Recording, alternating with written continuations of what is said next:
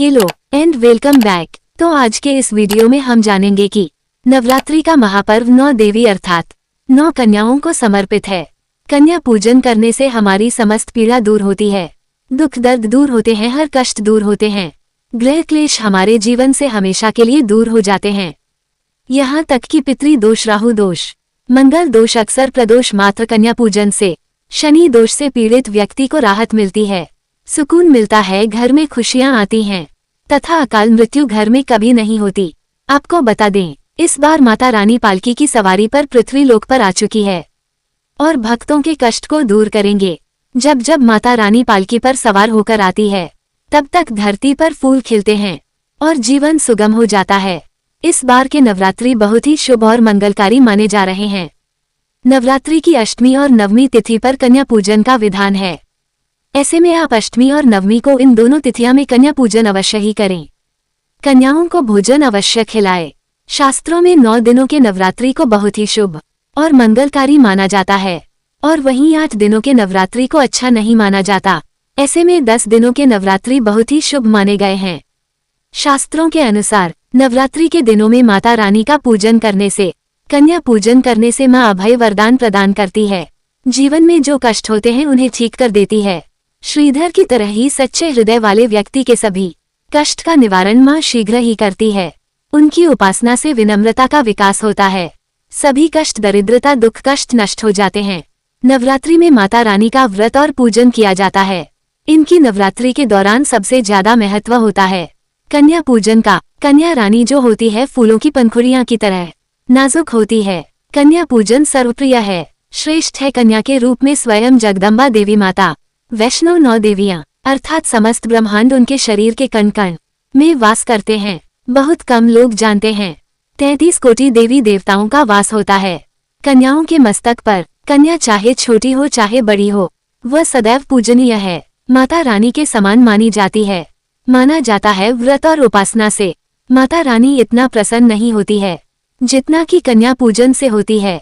नवरात्रि में छोटी छोटी कन्याओं को माता रानी का स्वरूप माना जाता है। कन्याओं को भोग लगाया जाता है, उन्हें प्रसन्न किया जाता है और बदले में आशीर्वाद मांगा जाता है। कन्याओं को प्रसन्न करने के लिए गिफ्ट आदि उपहार वगैरह दिए जाते हैं। माना जाता है अगर कन्याओं को कोई भेंट दी जाए और वो उसे खुशी खुशी स्वीकार कर ले तो इसका मतलब है माता रानी अर्थात माता वैष्णो ने वह भेंट स्वीकार कर ली।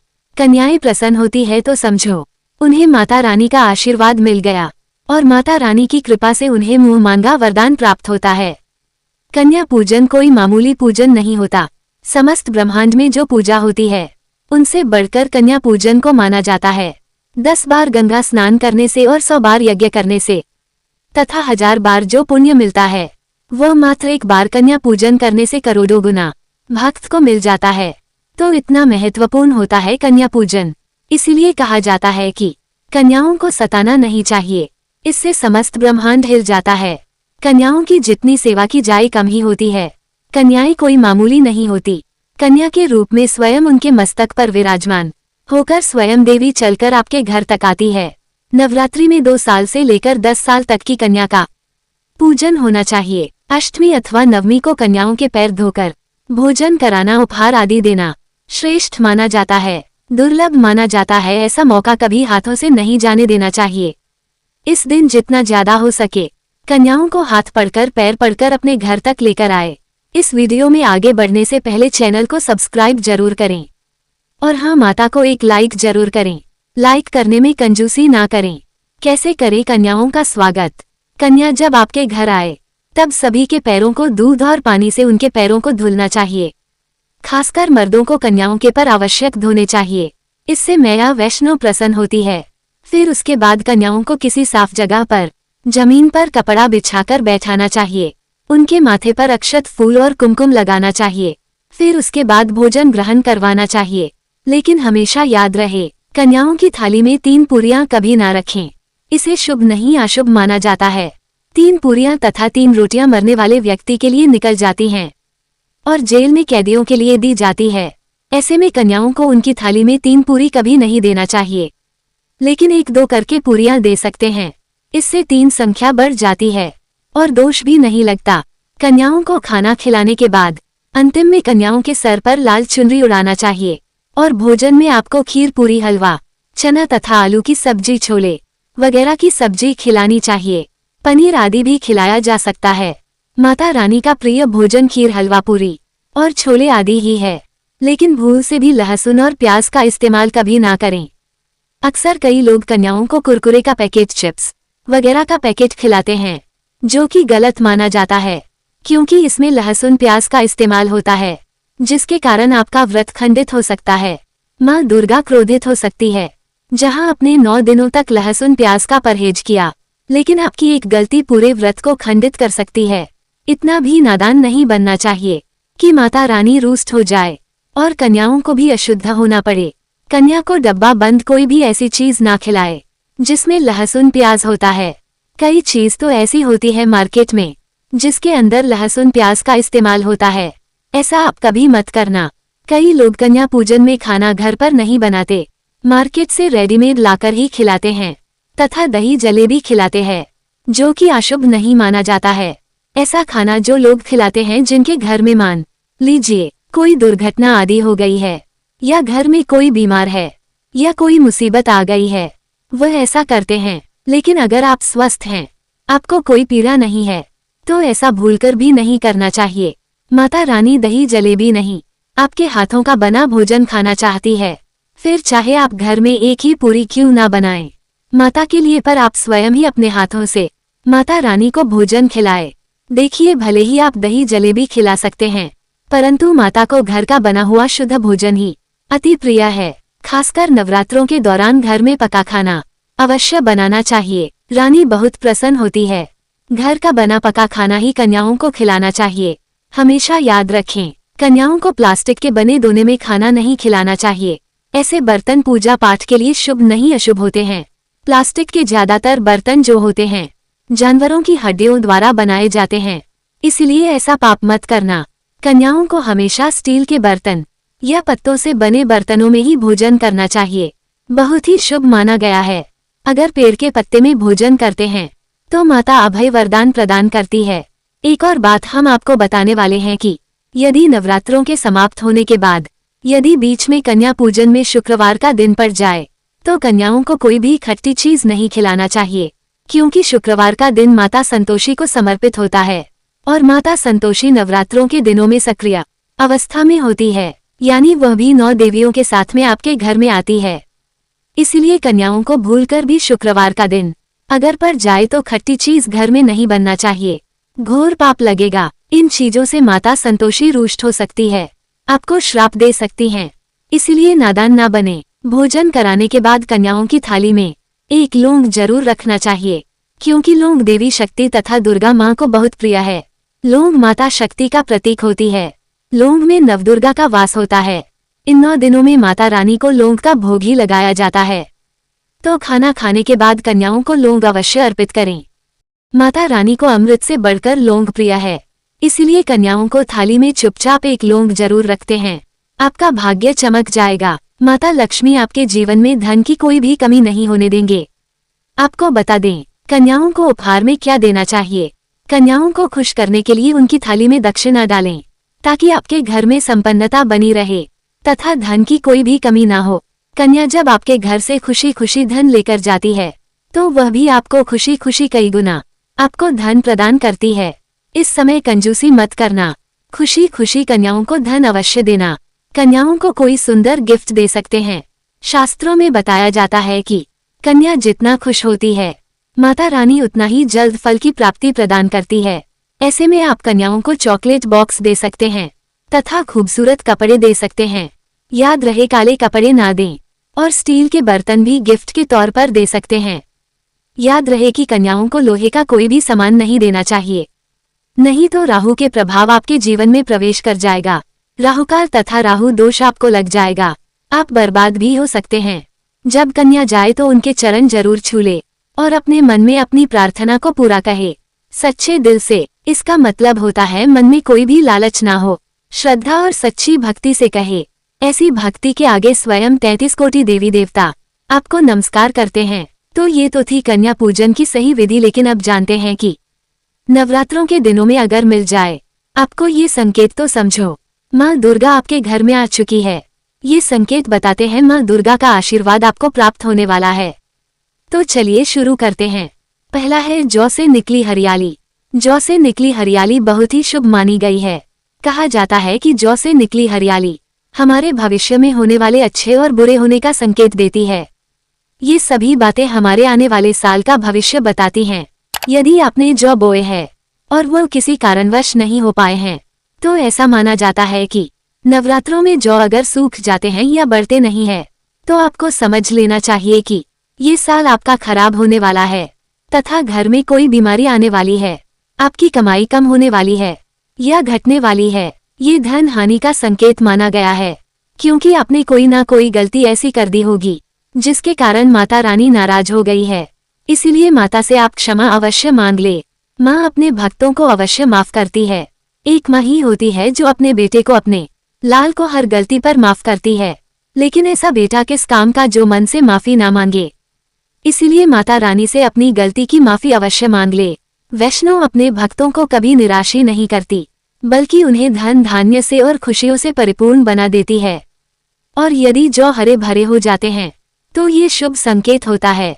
इससे आने वाले समय में आपको बहुत ज्यादा ही धन लाभ होगा। माना जाता है कि 1 रुपए का सिक्का या चांदी का कोई भी सिक्का जौ के बीचों बीच में अगर मिट्टी में दबा दिया जाए तो घर में सुख समृद्धि आती है। हमेशा 1 रुपए का सिक्का अवश्य जौ में डाल देना चाहिए, इससे जेब खाली नहीं रहती है। जौ के अंदर हमेशा 1 रुपए का सिक्का अवश्य डालना चाहिए। जौ को खाली नहीं रखना चाहिए, उसमें धन वगैरह अवश्य डालना चाहिए। इससे माता का आशीर्वाद सदैव परिवार पर बना रहता है और जीवन में कोई भी संकट नहीं आता। खाली जौ मतलब धन भी खाली, खुशियां भी खाली ही मिलेगी। नंबर 2, यदि आपकी नींद ब्रह्म मुहूर्त में खुल जाती है तो ये भी शुभ संकेत माना जाता है, क्योंकि यह समय ब्रह्म मुहूर्त कहलाता है। इस समय उठना मतलब माता की कृपा प्राप्त करने के बराबर माना गया है। ये संकेत बताते हैं कि माता की सच्ची भक्ति का प्रभाव आपके ऊपर हो चुका है और माता रानी आपको जल्दी ही कोई खुशखबरी देने वाली है। माँ आपकी सच्ची भक्ति से बहुत खुश हैं। नंबर 3, यदि नवरात्रि में आपका मन प्रसन्न होने लगे, पूजा पाठ में आपका मन लगने लगे, पूजा करते समय मन का शांत होना, ये दर्शाता है कि आपको बहुत जल्द माँ की कृपा प्राप्त होने वाली है। माता रानी आपकी भक्ति से बहुत खुश है। आपकी भक्ति माता रानी को आनंद दे रही है। ऐसे व्यक्ति को समझ जाना चाहिए कि उसके जीवन में अब अच्छा समय आने वाला है। नंबर 4, नवरात्रों के दौरान अगर माँ के गले से फूल गिर जाए तथा जौ के हरे भरे पेड़ अगर बिन हवा के हिल जाए तो इसे अति उत्तम माना गया है। ये संकेत बताता है कि माता रानी का आगमन आपके घर में अस्थायी रूप से हो चुका है। आपको माता लक्ष्मी की कृपा प्राप्त होने वाली है। ये संकेत कुछ खास लोगों को ही दिखाई देते हैं। माना जाता है कि पूजा करते समय अगर धुआं अधिक बढ़ जाए तो इससे ये पता चलता है कि आपके घर से गरीबी हमेशा हमेशा के लिए जाने वाली है। भूत प्रेत आत्माएं अब आपके घर से हमेशा के लिए जाने वाले हैं। पूजा करते समय धुएं का अधिक होना बहुत ही शुभ और मंगलकारी माना गया है। ये संकेत भविष्य में अच्छे परिणाम को दर्शाते हैं। नंबर 5, द्वार पर गाय का आना। वेदों में बताया जाता है कि नवरात्रि के दौरान गाय माता का घर में आना बड़ा ही शुभ संकेत माना गया है। नवरात्रि में द्वार पर गाय का आना अत्यंत शुभ है। यदि आपके भी द्वार पर आती है तो गाय के माथे पर कुमकुम लगाना ना भूले तथा गाय को रोटी जरूर खिलाएं। इससे माँ दुर्गा अत्यंत प्रसन्न होंगी और आपकी झोली खुशियों से भर देंगे। द्वार पर गाय का बार बार आना भी जीवन में आने वाले अच्छे संकेतों की ओर इशारा करता है। नंबर 6, सपने में शेर का दिखाई देना। अगर आपके सपनों में माँ दुर्गा दिखाई देती है, अर्थात कोई भी देवी अगर आपके सपनों में दिखाई देती है, तो बड़ा ही शुभ माना गया है। नवरात्रों के पावन अवसर पर माता के दर्शन किसी खास भक्तों को ही होते हैं। ये सपने कभी किसी को शेयर मत करना। यदि माता की सवारी तथा शेर रात्रि में सपने में बार बार दिखाई देता है, माँ दुर्गा आपसे प्रसन्न है। ये संकेत बताते हैं कि जल्द ही आपकी कोई मनोकामना अवश्य पूर्ण होगी और आपके शत्रुओं का नाश हो जाएगा। आपका नाम से ही थर थर कांपने लगेगा। माँ दुर्गा का वाहन शेर है, इसीलिए नवरात्रि में शेर का दिखाई देना अत्यंत शुभ संकेत होता है। नंबर 7, यदि कोई छोटी कन्या आपको सुबह सुबह लाल वस्त्र धारण किए हुए दिखाई देती है तो अपने साक्षात माँ दुर्गा के दर्शन किए हैं। दुनिया की कोई भी शक्ति, ब्रह्मांड की कोई भी शक्ति आपको करोड़पति होने से नहीं रोक सकती है। जीवन में आपके घर में माता लक्ष्मी का आगमन होने वाला है। आप दिन दुगनी रात चौगुनी तरक्की करेंगे।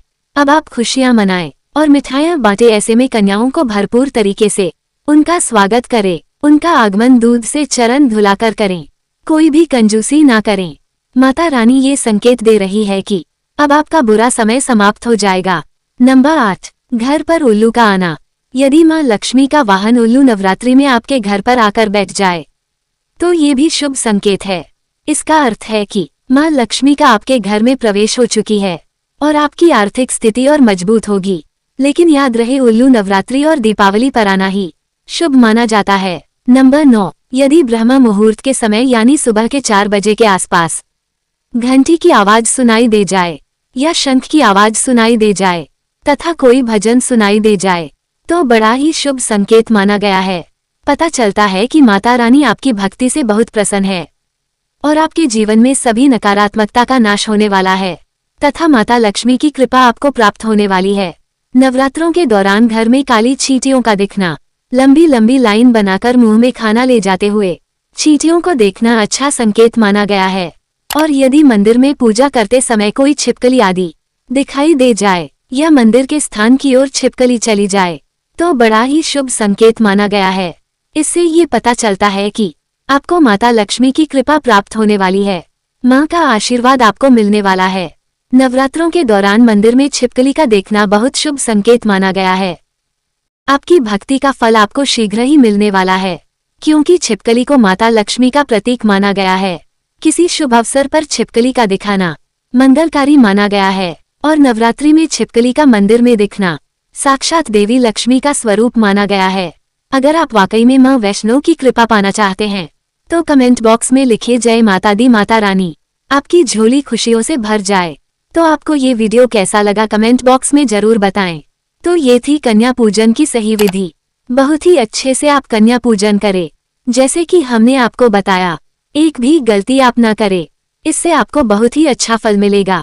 ऐसे ही मजेदार वीडियो को देखने के लिए वीडियो को लाइक और शेयर जरूर करें। मिलते हैं नेक्स्ट वीडियो में। बाय।